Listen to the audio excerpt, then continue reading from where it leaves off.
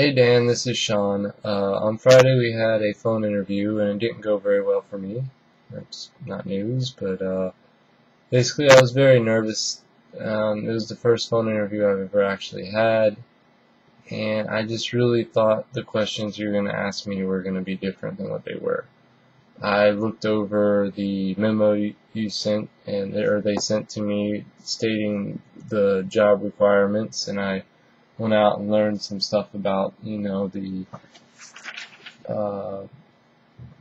DSPs and Nyquist sampling theorem. I went and learned about FlexNet and Aquasense, so I know all about all that stuff in case those questions came up. And I really did not think you would be so technical in asking about my past experiences, and that was my mistake. Because, of course, in reality, all you have to go by to really judge me as a person or my fit for census or my skills are my references, my videos, and my resume. And if I say on my resume that I've done SPI and I2C communication, and I wrote the code form for our senior design project, and you ask me about them, I should be able to tell you what MISO means or MOSI means, or I should be able to tell you about the slave select or chip select, and there's a clock pin on there and they share the clock if they're synchronous. But I did not do that, and I will admit I've been out of school for a while and my knowledge was very rusty. But I'm the type of person who I may not necessarily remember those terms right then and there, but literally the instant I saw them, when I looked them up afterwards, I knew what they were, and I was very disappointed. But I didn't stop there, I'm not the type of person that just looks and say, oh, okay, that's the answer. I'm generally the type of person that will go a bit farther, and I did. I took my notes down, and I've done more than that. I've also went ahead and wrote some SPI code just to refresh my memory. So here we have two launch pads. They're G2553 chips on them.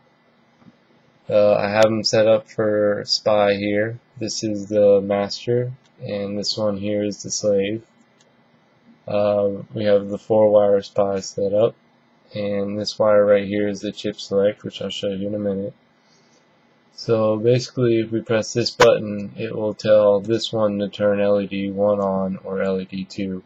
Right now LED 1's on both of them, so this one will tell this one to turn on LED 2. The slave is not communicating back with the master at all. I could have made it do that, but I just didn't do it for this demo. They're both in low power mode 0. I know the slave could be in low power mode 4 because he could run off the master's clock. However, I chose low power mode 0 for this one, so timer A could have the SM clock, which I'm kind of getting ahead of myself there, but it's alright. So let's demonstrate the SPI communications. And camera, the wire's in the way a little bit. So here we can see it switching with the master. I'm going to go ahead and pull this chip select line off here. And now we can see the master changing by itself. Let's take it right back there. And now we see him changing some more. Okay, so and here is timer A. It's just going to pulse the LED. Now, as soon as I press this one, it's going to stop and follow the master's command. And likewise, if I press it again, it's going to blink the LED. And I press it, it will stop. So that's my little demo there. Now I could have done a lot better demo than this. The problem is I do have a lot more microcontrollers and I do have a lot more hardware I could interface with, but it's all 5 volts and these are 3.3 volts, and I just do not have logic level converters on me right now. I don't know where they are. I tried to find them. I know I had one or two sitting around here somewhere, but I couldn't. I've also done a lot more projects than what's on my resume. I've also done a lot more car work than what's on my resume. But I know you don't know those things. But I really hope, with this demo that you can see Friday was a fluke, and I really would love another chance to interview for Census again. I'm a dedicated person, and I hope you can kind of see that.